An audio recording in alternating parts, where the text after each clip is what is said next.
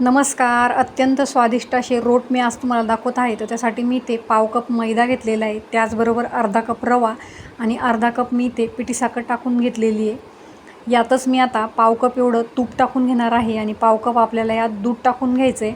आणि हे जे मिश्रण आहे ते व्यवस्थित एकजीव करून रात्रभरासाठी आपल्याला झाकण ठेवून भिजत ठेवून द्यायचं आहे, जेणेकरून रवा आहे ना तो छान असा फुलतो.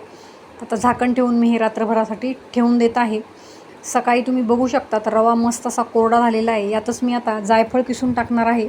तुम्हाला आवडत असल्यास तुम्ही यात वेलची पावडर टाकून घेऊ शकतात.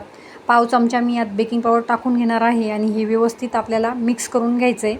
संपूर्ण रव्यामध्ये ते आपल्याला व्यवस्थित मिक्स करून घ्यायचं आहे, जेणेकरून आपले जे रोट आहेत ते छान असे फुलतात.